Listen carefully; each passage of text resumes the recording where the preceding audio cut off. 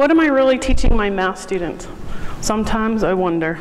The first day of school, brand new school, first period, 9th grader with his safety scissors says, what, we aren't old enough to have real scissors? Just as he cuts his bottom lip in half. And I have to make my first incident report. So this is the story of how I'm a blooming idiot. And I'm case in point. The lesson is going really well, and my dog, Tuesday, decides to follow me to school. Bethany shows up in my classroom. She said, Mrs. Warr, Tuesday came to shop class. Now she decided to visit you in math. You want that I should take her home? What do you think? Yeah. So, hang on. I'm teaching my 9th grade students. Mr. Peck, my principal in Wyoming, is watching me, observing me, and I think things are going pretty good. And then I hear a little, my nylons snap, and they go to my knees. And I think, oh, this is okay. I have a long skirt on, walking around doing my thing. They roll to my ankles. I make a beeline to behind my podium, and that's where I stayed. So, yes, I like to think of myself as a rigorous teacher, and I handed out what I thought was a very rigorous test. And the students were working really hard, was really quiet, no one was asking questions, and I didn't think anything of it. They finished early, and that still didn't click with me. And then someone raised their hand and said, Mrs. Warr, did you know that you handed out the answer key with the test?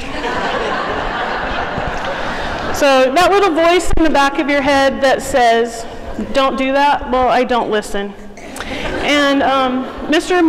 Wilcox came across the hall and said, let's take our 42 7th graders to Mini Mart to buy them a Slurpee to celebrate benchmarks. So 42 7th graders, Mini Mart, Slurpees. I look out the front window.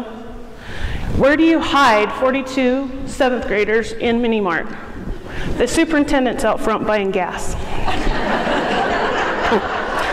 So, yeah. Oh my.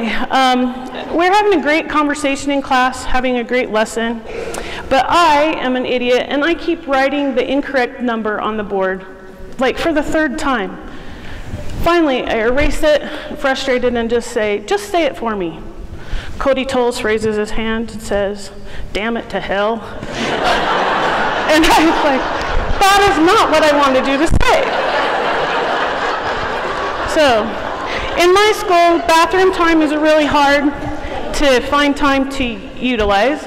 Besides, the bathroom is located 1.5 miles away in Texas. So, on my way there, in my spare time, I see I'm not going to make it, and I dove into the boys' bathroom. The janitor walks in, sees pink toenails under the stall, runs out screaming. That's me.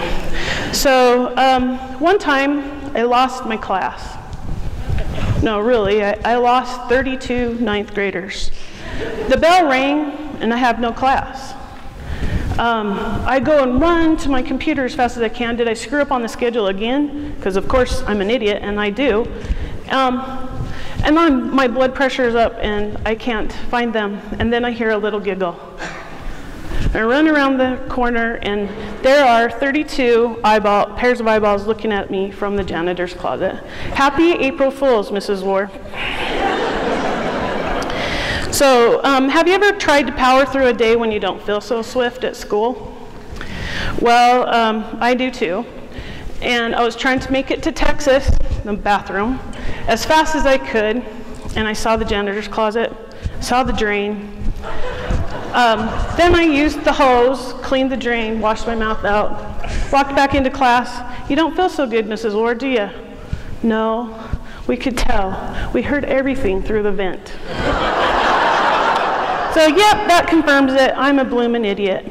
I'm not afraid to show it. But I love my students. I'm human, and I'm very thankful for them, even when I'm frustrated. I chose a problem from a 1911 math textbook, Milne's Arithmetics.